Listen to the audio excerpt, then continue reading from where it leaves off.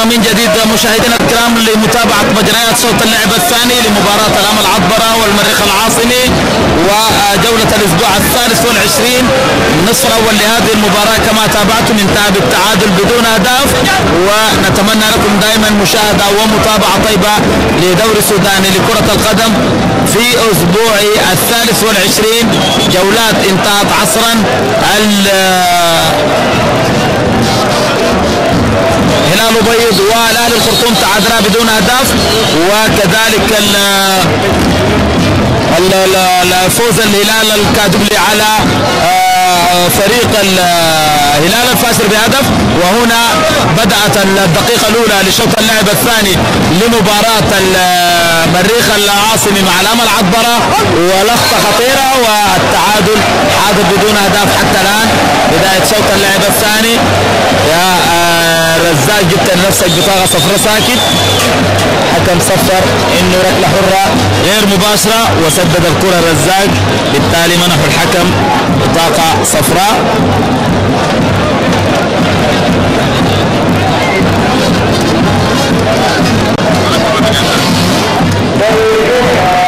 كرة مع أمير كمال.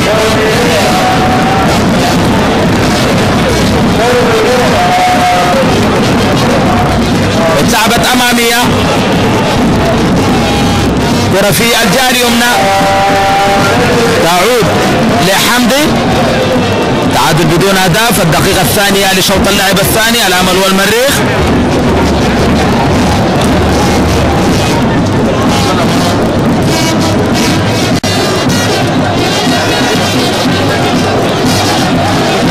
بدأت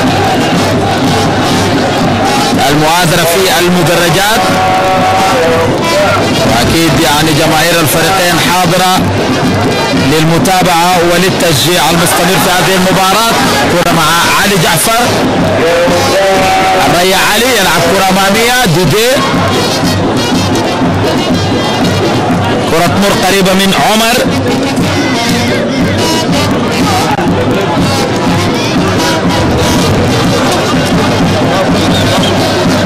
مرتضى حسن ينفذ ركلة المرمى.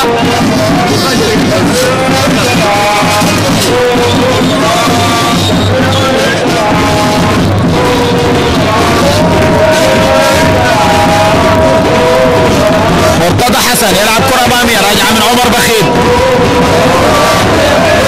اتجاه بكر المدينة ومعه حمزة محمد. بكر وحمزة، وتنتهي الكرة إلى مخالفة. مخالفة لصالح فريق الأمل عطبرة. 3 دقائق من انطلاقة شوط اللعب الثاني مشاهدينا الكرام. الأمل عطبرة المريخ التعادل بدون أهداف.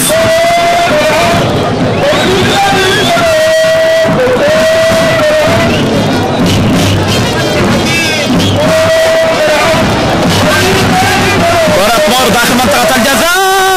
خطيرة جول. الرزاق يضع الكرة في الشبكة.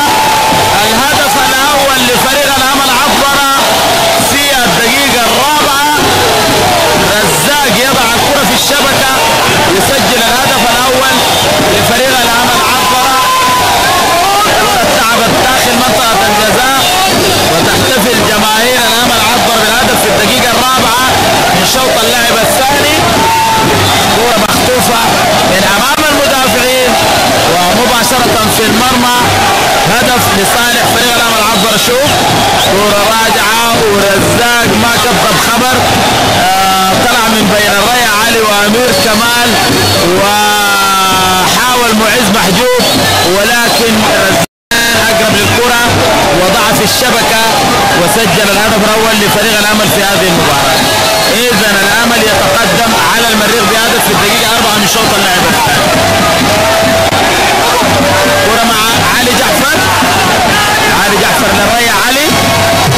ريا علي يلعب كرة أمامية. سلمون خطأ لصالح فريق المريخ.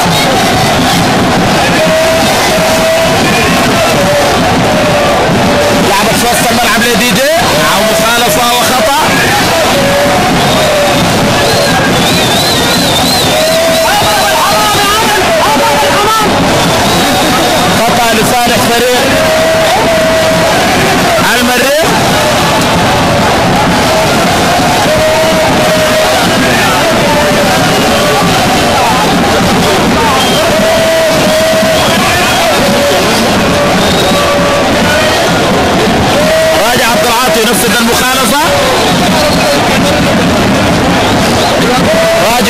امام الكرة.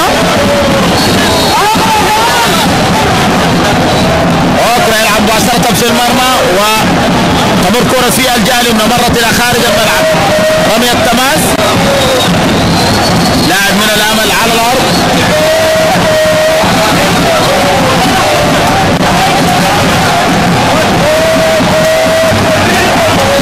لاعب من الامل على السلامات ان شاء الله. اتلعبت التماس. عمر بخير، عمر بيبعد الكرة بروح ممتاز الى خارج الملعب. المدرب نبيل الكوفي يحتاج عليه جمهور الهلال. جمهور الهلال يحتاج على التبديل باخراج. الامل اتلعبت. الريا علي، كرة في الجهة اليمنى، لعبت تجاه الرزاق. امير كمال يلعب لسيلا. سيلا يحاول المرور من الجهة اليمنى مع تدخل. نتعرف على نتيجة مباراة الهلال والمرغني كسلا.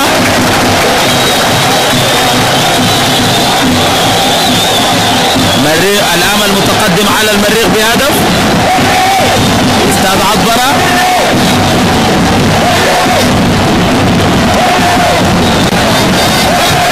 علي جعفر، لعبت لراجع عبد العاطي، اتمررت في الجهة اليسرى.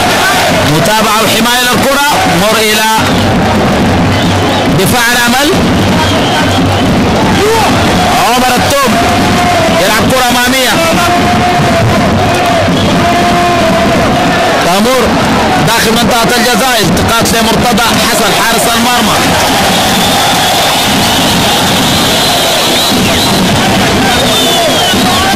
مرتضى حسن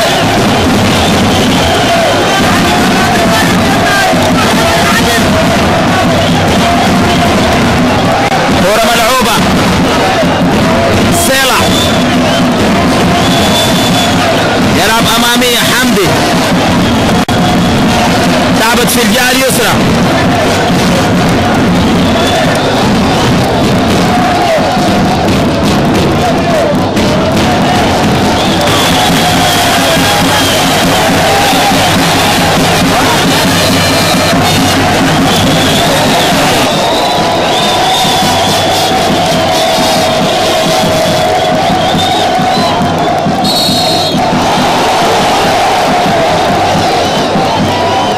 إذن مشاهدينا الكرام، الهلال في ملعب ام درمان يتقدم على المرغني كسلا بهدفين دون مقابل، وهنا الامل يتقدم على المريخ بهدف وكرة مبعدة من الدفاع.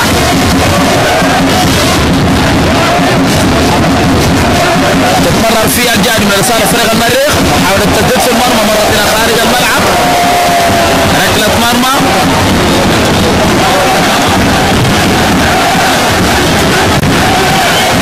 مرتضى حسن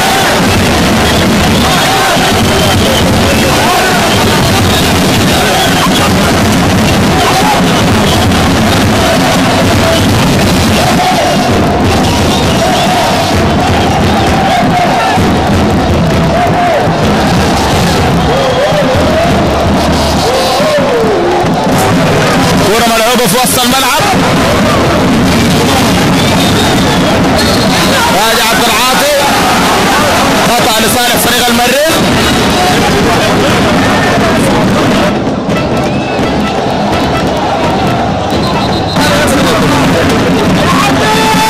خطأ لصالح فريق المريخ.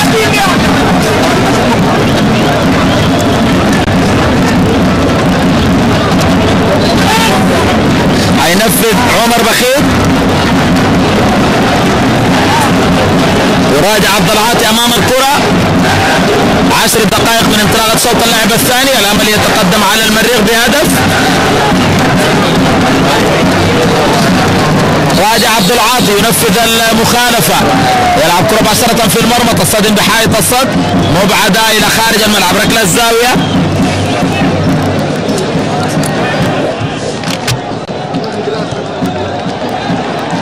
ثلاث ركنيات لكل فريق. ركلة الزاوية لصالح فريق المريخ، كرة محكوسة من الركنية وصدها من مرتضى وخطير داخل منطقة الجزاء، مرت إلى ركلة الزاوية من جديد. 4 ركنيات مريخية مقابل 3 ركنيات لفريق الأمل. شوط اللعب الأول كان 3 ركنيات للأمل وركنيتان لفريق المريخ، الآن 4 ركنيات لفريق المريخ. اتلعبت الركنية ومبعدة من دفاع الأمل.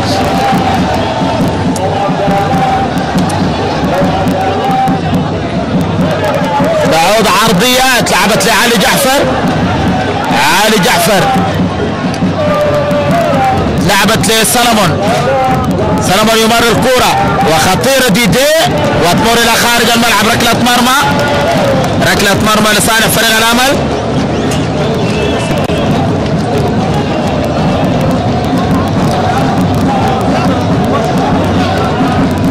مرتضى حسن ينفذ ركلة المرمى.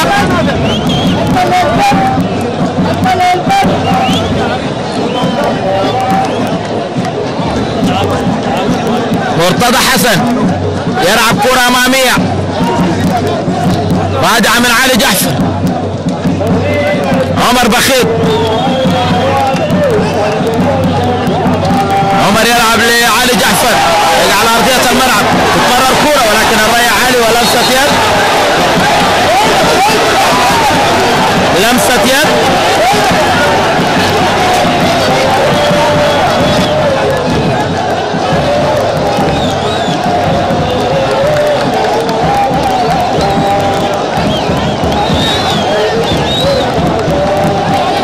من لقاء الأمل عبرة والمريخ العاصمي.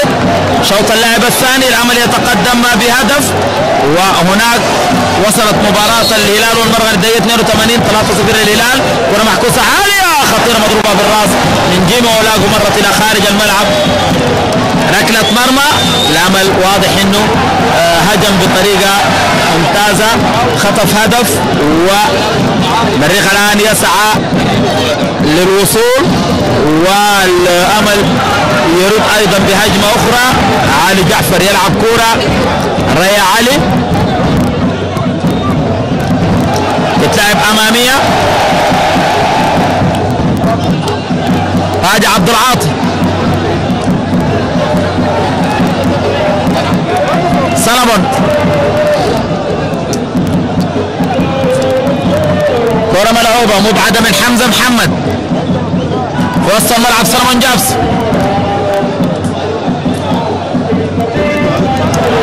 سلمون معاه مخالفة، بطاقة صفراء للاعب عمر عثمان. حمدي اخذ بطاقة صفراء ورزاق وعمر عثمان الان، ومن المريخ دي جي.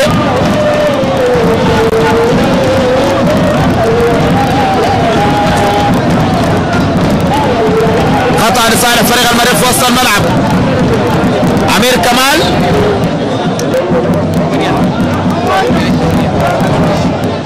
راجع عبد العاطي لامير كمال. الريا علي راجي يلعب لسلمون. سلمون جابسون مرر كورة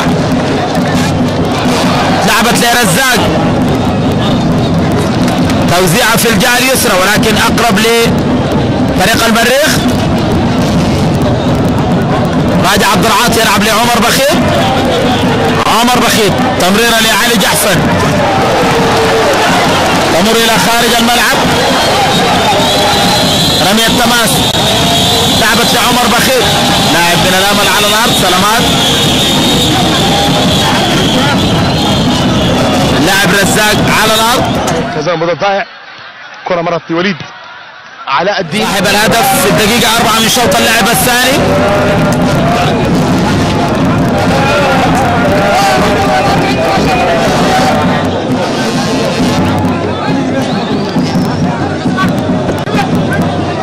حضور الجماهير المؤازر للفريق.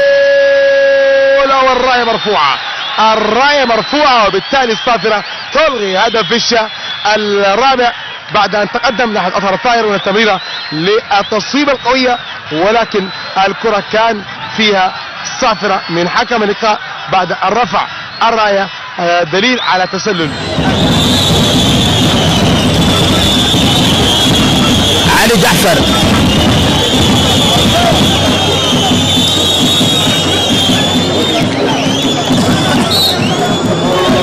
لعبت لعمر بخيت، تلعب لراجي وبعدها من كاوندا تعود لأمير كمال. سيلا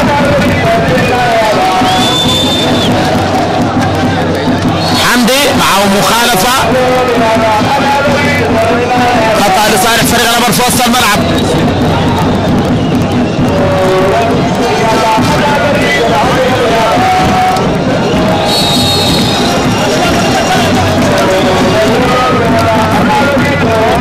لعبت كرة أمامية، راية مرفوعة، ركلة حرة غير مباشرة.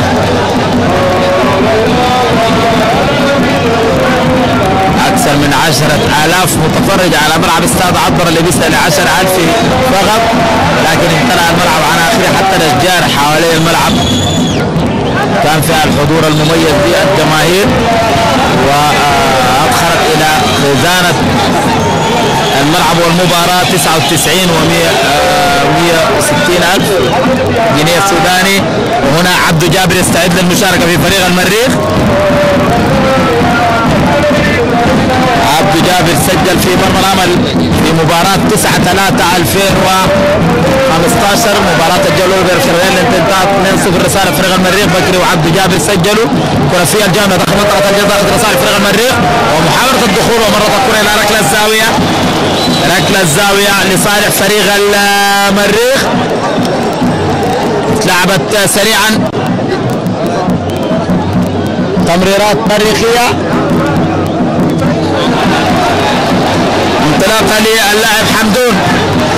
حمدون يلعب كرة الريا علي عمر بخيت، راجع لمعز محجوب. معز محجوب يمر كرة لأمير كمال، تعود لصالح فريق الأمل. تدخل ودخول لمنطقة الجزاء وعكسية.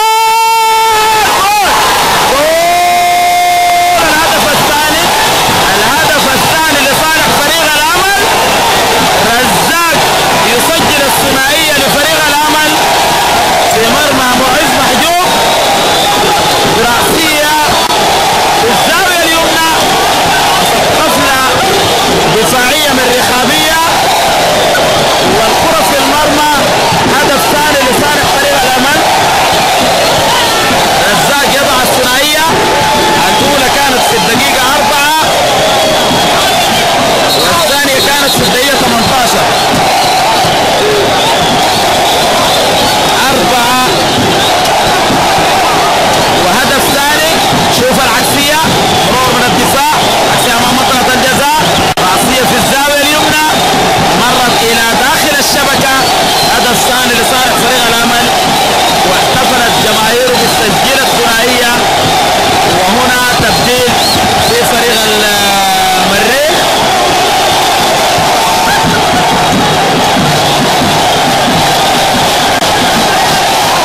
أوكرا يترك مكانه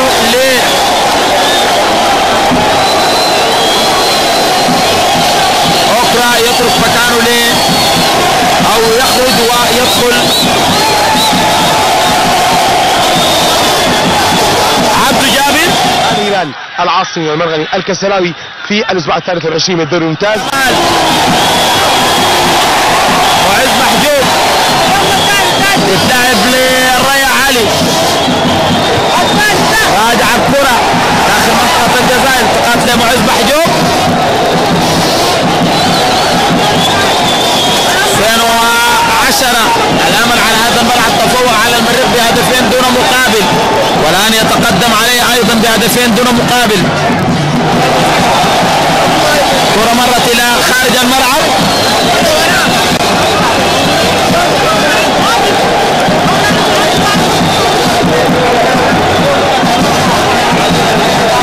لعبت كرة علي جعفر تمر الى خارج الملعب. الامل يتقدم على المريخ بهدفين دون مقابل. رزاق عريس المباراة سجل هدفين.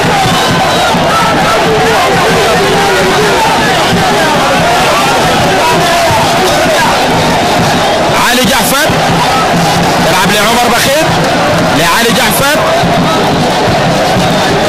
لعبت امامية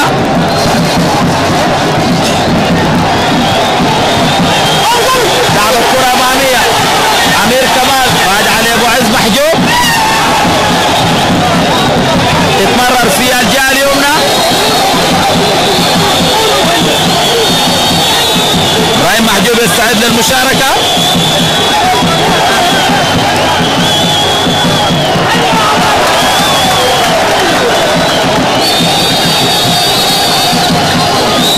الآن إبراهيم محجوب يستعد للمشاركة في فريق المريخ.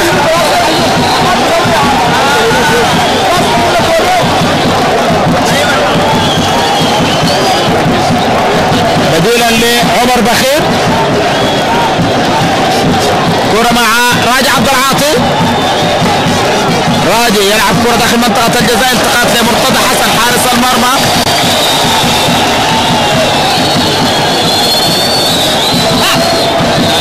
مرتضى حسن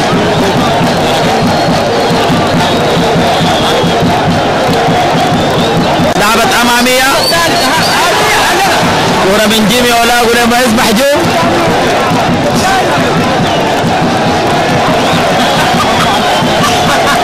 سيلا امير كمال. ابراهيم محجوب يختف من امامه اللاعب عمر عثمان. رمي التباس لصالح فريق الامل.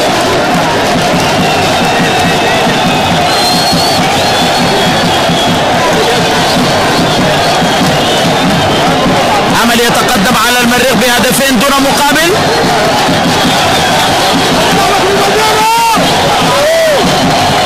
رمي التباس مبعدة من سلمون. راجع عبد العاطي دي جي يلعب كرة امامية لعبد جابر لبكر المدينة. بكر المدينة داخل معاه عمر حسن. يمر بكر المدينة يعكس كرة داخل منطقة الجزاء. راجع عبد العاطي يحاول التسديد في المرمى. تبعد الكرة الى ركلة الزاوية. 4 ركنيات في شوط اللعب الثاني لفريق المريخ و2 في شوط اللعب الاول. 6 ركنيات مقابل 3. ومصعب عمر يستعد للمشاركة في فريق المريخ. بركلة الزاوية مريخابية. كرة محكوسة من الركنية ومضروبة بالراس. مرت الى خارج الملعب. ركلة مرمى.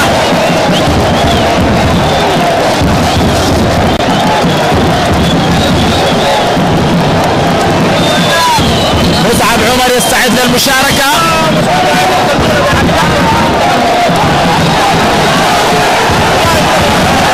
بديلا لعلي جعفر.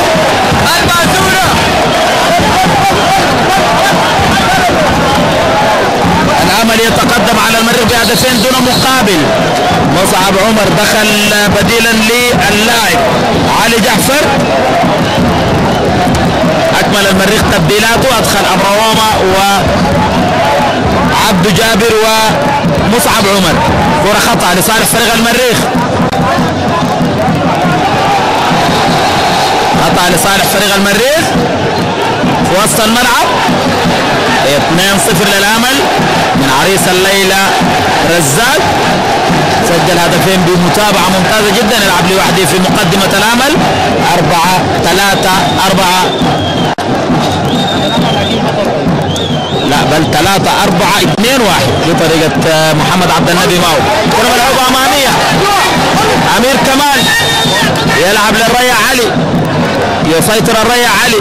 يمر لابراهيم محجوب. ابراهيم في وسط الملعب. تعود كرة عمدون في الجهة اليمنى. يلعب في وسط الملعب. عمر التوم. لعبت لحمدي قائد فريق الامل. مستوى ممتاز في وسط الملعب. لعبت كرة. الامل يتقدم بهدفين دون مقابل. كرة فيها الجهة اليمنى. حمدون وكرة محكوسة عالية خطيرة يضيع فرصة الهدف الثالث لفريق الأمل. مصعب عمر يلعب كرة لإبراهيم محجوب. إبراهيم محجوب لمصعب عمر. مصعب عمر يلعب لعبد جابر. عبد لمصعب عمر. تعود كرة لإبراهيم محجوب. إبراهيم البديل في شوط اللعب الثاني. تتلعب لراجع عبد العاطي لسيلا.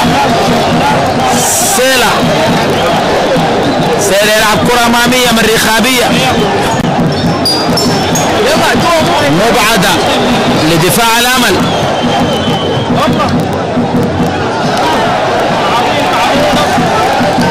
لعبت كرة في وسط الملعب. عمر عثمان أمر أمامية. راية مرفوعة. ركلة حرة غير مباشرة.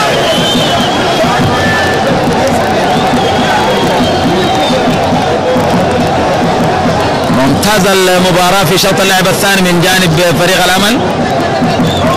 راجع مريخي وأخطاء دفاعية وتعلق لرزاق وحمدي في وسط الملعب.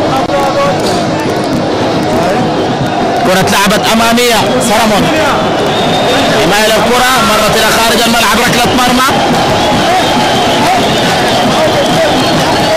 ركلة مرمى.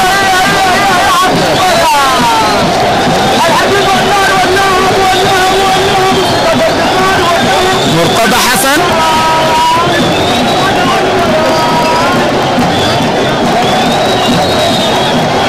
ينفذ ركلة المرمى. مرتضى حسن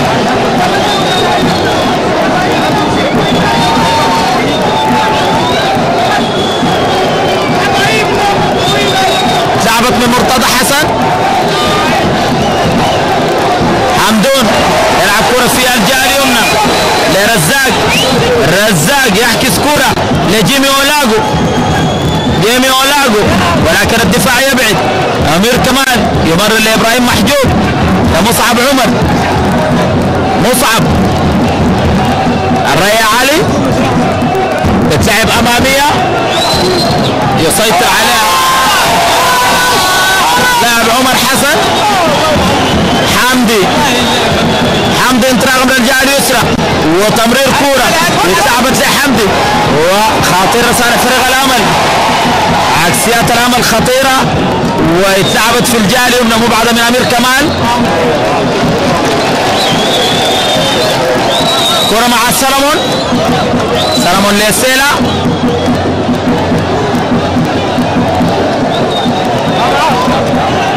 تعود لسلمون تتمرر أمامية. عمر حسن إبعاد. بكر المدينة اللي راجع عبد العاطي. لعبت لمحمد سيلا. محمد سيلا وتمرير كرة في المقدمة على مسار منطقة الجزاء. كرة محكوسة عالية ومحاولة التمرير وخطيرة وتسديدة بعيدة تاخذ طريقة خارج الملعب. ركلة مرمى. لاعبين من الأمل على الأرض. سلامات إن شاء الله. الأمل والمريخ الأسبوع الثالث والعشرين و28 دقيقة من شوط اللعب الثاني والأمل يتقدم على المريخ بهدفين دون مقابل. سجل رزاق في الدقيقة 4 والدقيقة 18. إعادة للقطة الماضية. لاعبي الأمل والمدافعين اصطدموا مع بعض. سلامات إن شاء الله.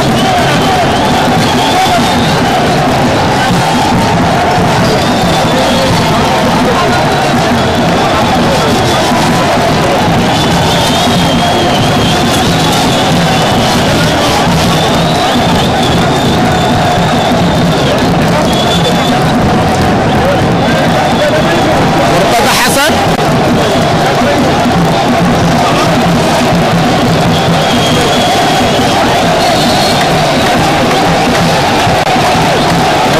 يلعب كرة أمامية. إبراهيم محجوب. إبراهيم لديدي. ديدي يلعب لإبراهيم. عكسية سارية في الشبكة الخارجية مرت إلى خارج الملعب. ركلة مرمى.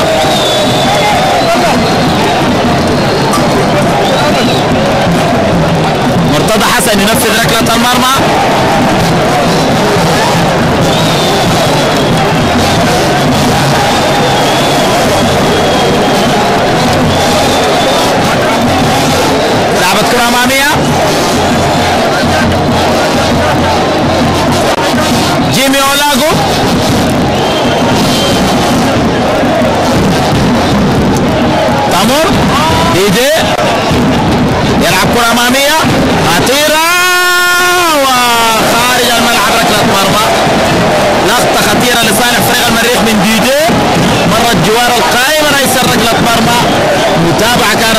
مرتضى حسن، ويبدو انه في اللقطه الماضيه. شوف اعاده اللقطه الخطيره، ديدي وجد نفسه مواجها لمرتضى حسن، وضع الكره بليسنج، ومتابعه كانت لمرتضى حسن. الكره مرت جوار القائم رئيس ركله مرمى لصالح الامل العطبر. امل يتقدم على المريخ بهدفين دون مقابل. مباراه الاسبوع الثالث والعشرين لدوري سوداني.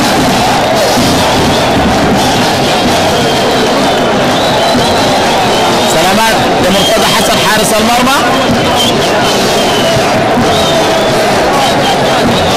ساخن المباراة خاصة في شوط اللعب الثاني. الأمل وصل مرتين، المريخ حاول في اللقطة الأخيرة.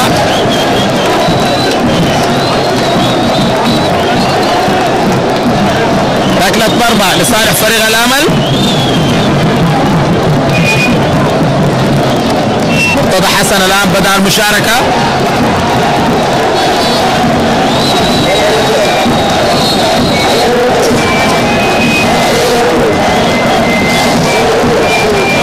عمر حسن لعب أمامية. عمير كمال،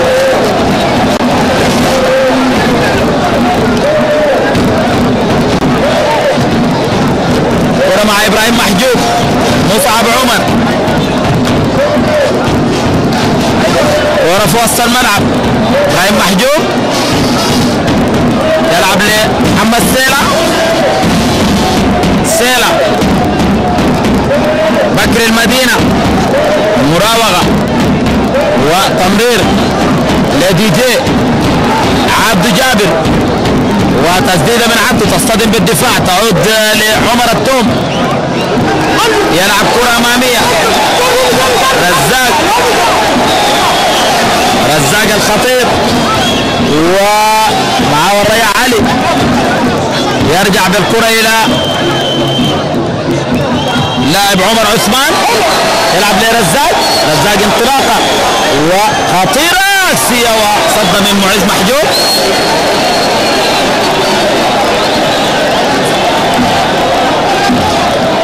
مصعب عمر انطلاقة من الجهة اليسرى، تتمرر لدي جي، يعكس كرة دي جي، يبعد الدفاع. كرة مع فريق المريخ، تتمرر لدي جي،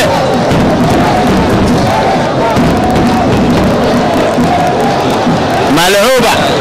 راجع عبد العاطي يحاول، لعبت كرة أمامية.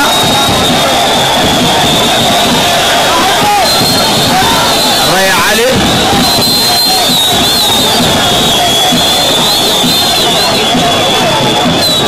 تبعد الكرة بروح ممتاز لأنه رزاق على الأرض. سلامات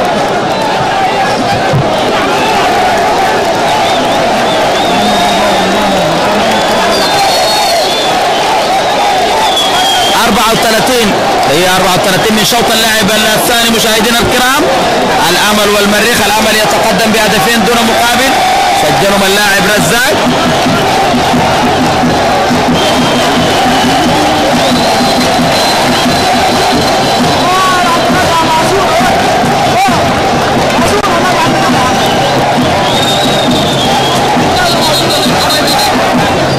رمي التماس الآن لصالح فريق الأمل.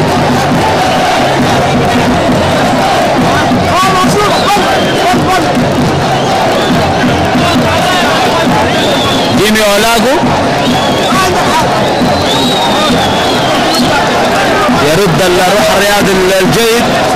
امير كمال يبدا من منطقه الدفاع، يلعب لابراهيم محجوب. الطاهر حماد يستعد للمشاركه، قائد فريق الامل. مصعب عمر،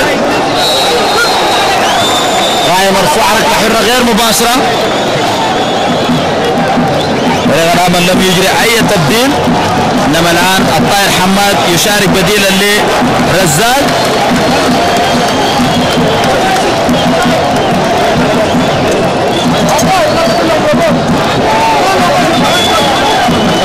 ركله حره غير مباشره، الطاهر حماد يعوض رزاق.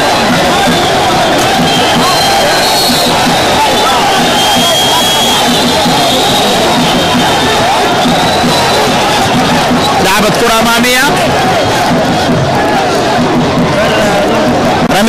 لصالح فريق المريخ.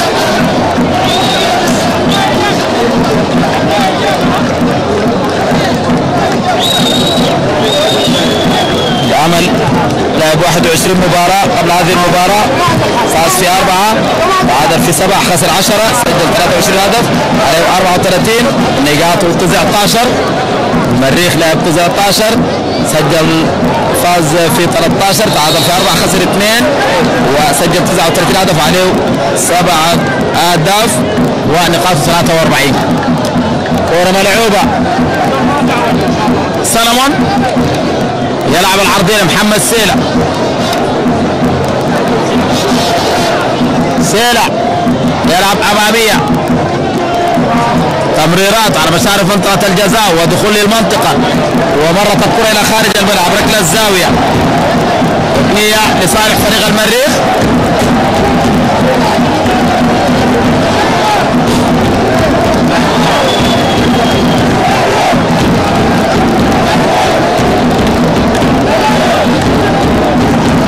ركلة زاوية مضروبة بالراس، مصعب عمر يلعب لسلمون، لعبت عبد جابر سلمون لمصعب عمر، جيمي اولاغو لا خارج الملعب، رمية تماس لصالح فريق المريخ.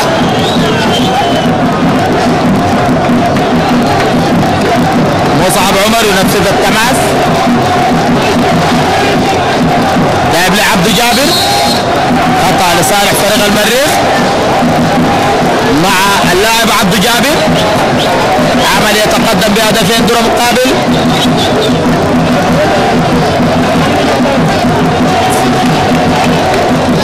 مصعب وابراهيم محجوب امام الكرة،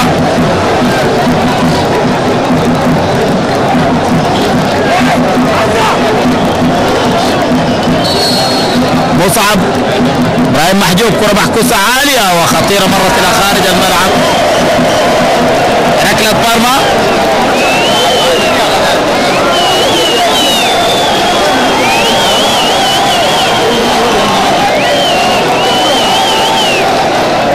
ركلة مرمى لصالح فريق الامريك، لعبت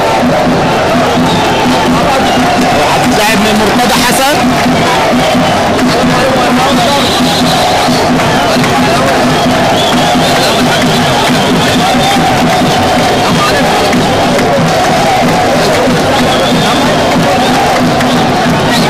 مرت امامية، رمية تماس لصالح فريق المريخ، يحاول الضغط دون فعالية في المقدمة، الأمل يكتفي بتسجيل الهدفين ويغيب عن المضايقة ويكتفي بالمدافع. الآن المريخ يحاول التخليص والتعديل ولكن يتألق دفاع الأمل. الكرة الآن في الجهة اليمنى مرت إلى ركنية، ركلة الزاوية رقم 8 لفريق المريخ مقابل 3 ركنيات لفريق الأمل الذي يتقدم على المريخ بهدفين دون مقابل. كرة محكوسة وخروج لمرتضى حسن، المرتدة لفريق الأمل الآن لعبت أمامية للطاهر حماد، طاهر حماد اللي راح مدربه للإصابة. كرة ملعوبة ولصالح فريق الأمل وراجع عبد العاطي، خطأ لصالح فريق المريخ.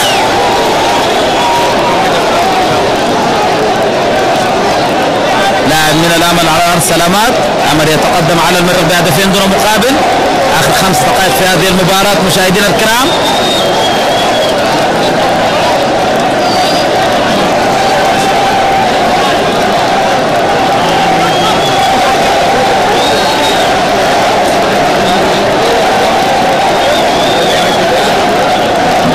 سلامات للاعب الامل،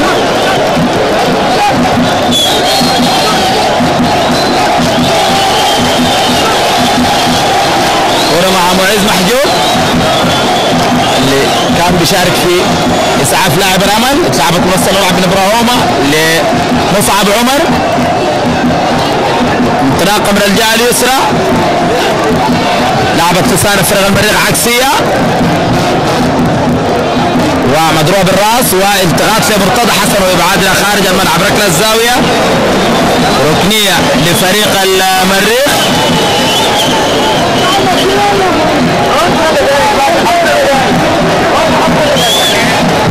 ركله الزاويه لصالح فريق المريخ.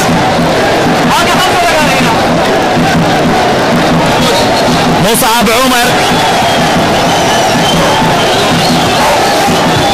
يتقدم لتنفيذ الركنيه.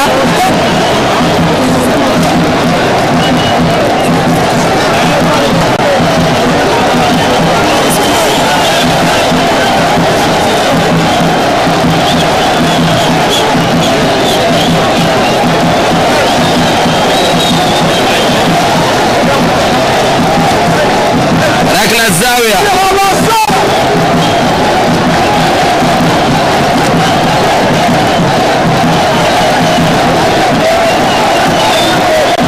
هلال الأبيض والاهلي الخرطوم تعادل 1-1 عصر اليوم.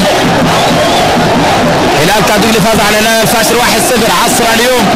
الهلال فاز على المرغني 3-0 مساء اليوم. الامل الان يتقدم على المريخ بهدفين دون مقابل. بالامس الخرطوم الوطني فاز على المريخ الفاشر بهدف.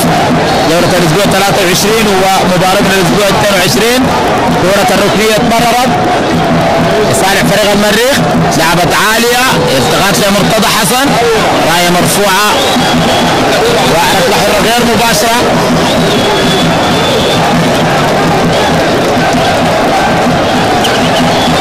مرتضى على الارض سلامات ان شاء الله. شوف الكرة المحكوسة وحاول مرتضى حسن ولكن اصطدم بمدافعه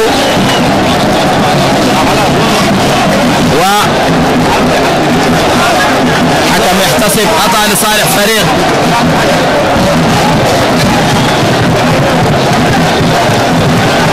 الامل. سلامات لحارس المرمى مرتضى حسن.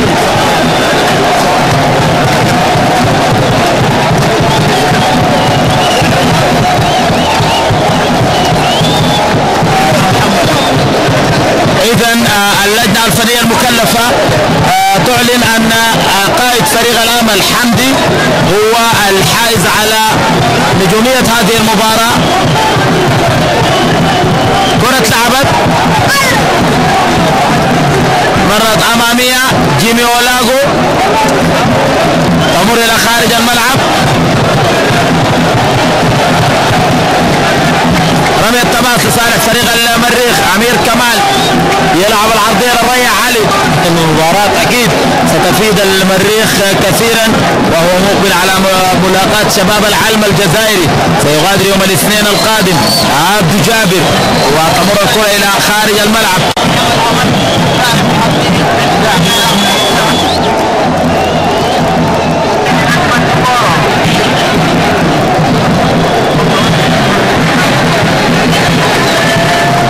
كرة مع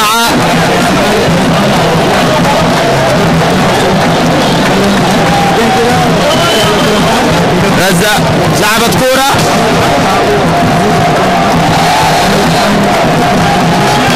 تمر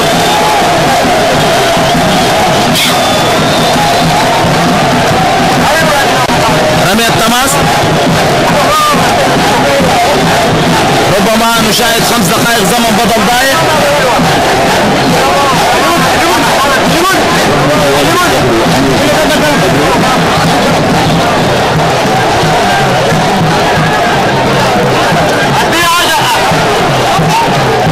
خمس دقائق زمن بدل ضايع. 5 دقائق زمن بدل ضايع في شوط اللعب الثاني. مصعب عمر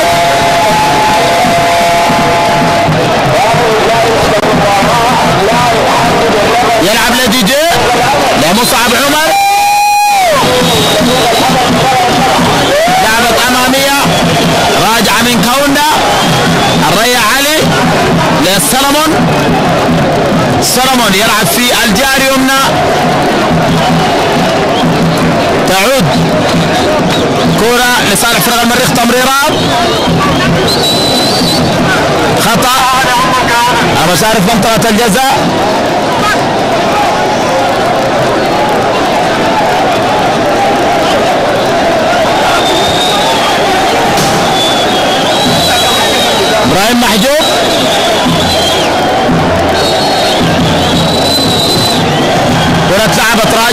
من جيمي اولاغو. العمل بكلياته في منطقة جزاء يحافظ على هدفيه، يدافع بطريقة ممتازة بعد التقدم. مريخ يحاول لعبة كرة أمامية، جيمي اولاغو تتلعب فيها الجارسرة لحمدي نجم المباراة.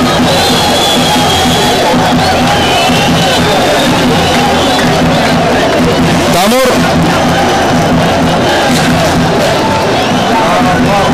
الريا علي لسلمون، سلمون لمصعب عمر، مصعب عمر تعود كرة حمدون إلى خارج الملعب، رمي التماس.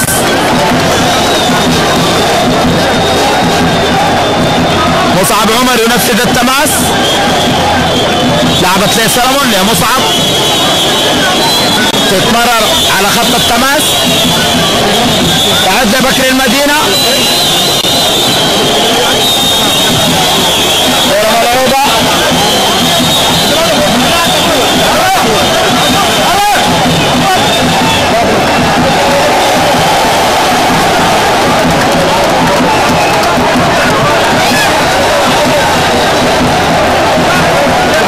ثلاث كرات داخل الملعب، كرة مع بكري، تسديد يسارية مرت إلى خارج الملعب.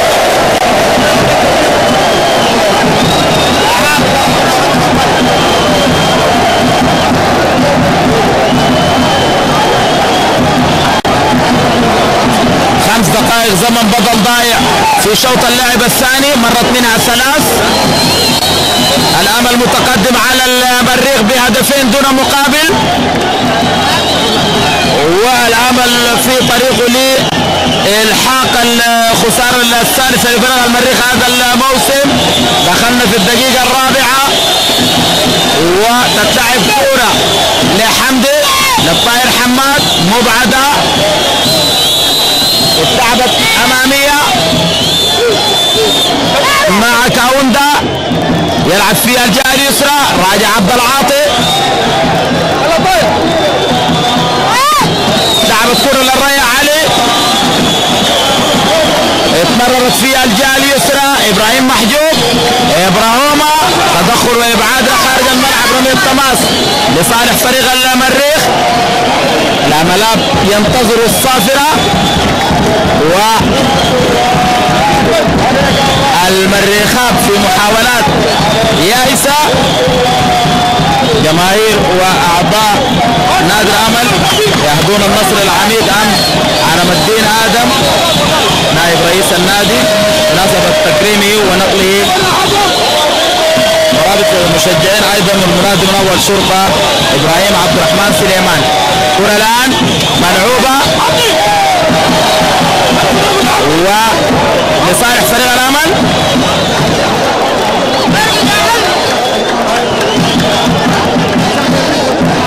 حمدي على الارض نجم هذه المباراة.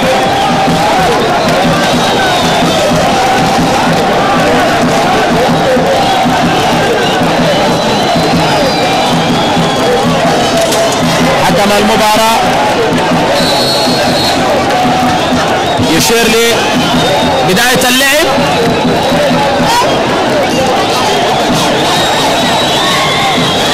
لعبت كرة أمامية، طاهر حماد وأمير كمال وخطيرة ولكن مبعدة إلى ركلة الزاوية رغم 4 لفريق الأمل، 4 ركنيات مقابل 8 ركنيات.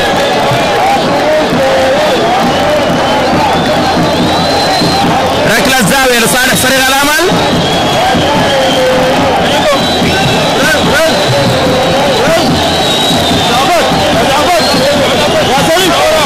ركلة الزاوية لصالح فريق الأمل اللي بيحاول يجري تبديل في الدقيقة الأخيرة للزمن بدل الضائع في شوط اللعب الثاني. لاعب الحسن ديكاتي رحايرة بالقرب من الركنية، ركلة مرمى.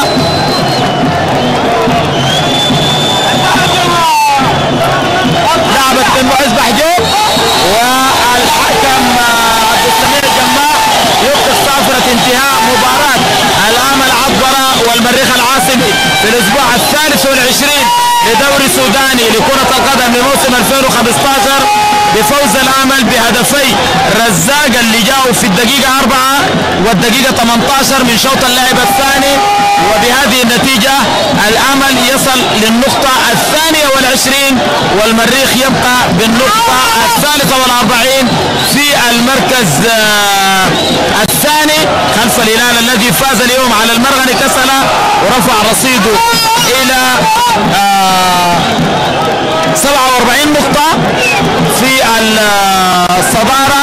إذن مشاهدينا الكرام كنا معكم من ملعب استاد عطبرة الآن يعني سريعا قبل أن ينتهي الزمن يعني حجز القمر نتحدث مع حاتم الذي تحدث أن الأمل على أرضه دائما ما يتفوق. كوتش حاتم قناة النجم بتحييك للمرة الثانية وتحليل لمجريات صوت اللعب الثاني الذي توقعته أنه الأمل يكون فيه مغايرا. شكرا له محمد وشكرا للساده مشاهدي قناه النجوم.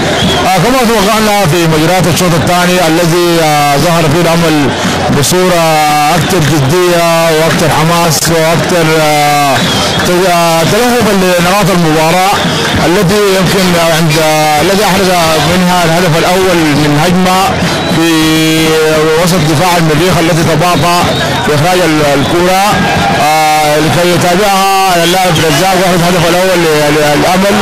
وهذا الهدف يمكن نحن نحمله وسط دفاع المريخ الذي كان بطيئا في هذه اللعبه. وبعدها اثرت جديه الامل في تحقيق النتيجه وحصد الثلاث نقاط وكان الهدف الثاني ايضا من عكسيه يمكن داخل منطقه الجزاء والامل كان بدا المباراه مستفيدا من العكسيات. وايضا من عكسيه من حمدي لوسط دفاع المريخ يتابعها اللاعب رزاق ويخرج منها الهدف الثاني الامل وهذا يمكن يكون بدايه 18 في الشوط الثاني. وبعدها تراجع الامل للدفاع عن منطقته بكلياته وترك الهجوم للاعب رزاق الذي خرج مصابا بحل محله طاهر حماد. يجري مدرب المريخ يمكن في هذا الشوط ثلاث تغييرات كانت متقاربه لبعض. خروج لاعب وقرا ودخول عبد جابر كما توقعنا وخروج عمر بخيت ودخول ابراهوما وايضا خروج علي جعفر في طرف الشمال ودخول مصعب عمر. الا ان هذه التغييرات لم تجدي ولم تاتي كلها في المريخ الذي كان غائب تماما. يمكن يكون برضه في ملاحظه ان المريخ يمكن في هذا الشوط عبده وكان قريب لبكر يمكن يكون كرسان حرب صريحين. لكن في الجهه المغايره يمكن وسط المريخ كان يتميز بالبطل الشديد بالذات سلمون في بدايه الهجمه ومن خلف ايضا راجع عبد العاطي الذي كان يتراجع للخلف كثيرا. هذه من هذه المبادرات المريخه التي يمكن في مباراه اليوم بطل شديد في بناء الهجمه وتغيير. ويمكن هذا الحسن الوحيده والهجمه الوحيده التي وجدها ديدي وضع كره على شمال مرتضى عندما مرتضى تعامل معها بكل ثقه واخرجها للضربه الركنيه. اتاحت في هذا الشوط عده ضربات ركنيه للمريخ لم يتعامل مع دفاع هجوم المريخ بصوره المطلوبه.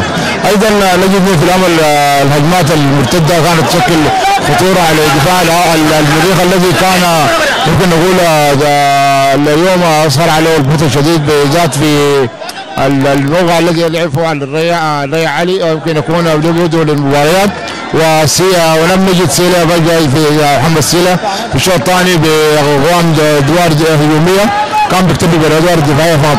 فهذا يمكن يكون غرايه لمجريات الشوط الثاني التي انتهت بفوز الامل ونقول مبروك للامل وهاردرك للمريخ. واخيرا قبل ما نختم يا كوتش حاتم يمكن المباراه دي بتفتح عين جارزيت الجهاز الفني ولاعبي المريخ شويه وهم مقبلين على مباريات يعني افريقيه يحتاجون فيها ل3 نقاط من مباراتين للتاهل. نعم هذه المباراة يمكن اليوم الجهاز الفني كانت يمكن خير تجربة وخير معين للجهاز الفني للمريخ الذي لم يتعامل ولم يحترم فريق العمل في ارض وسط جمهوره، ونتوقع انه يعيد حساباته الكوتش غارزيتو المدير الفني للمريخ. كما قلت مباراة امام الاتحاد العلمة هو مباراة مع الاتحاد العاصمي في درمان.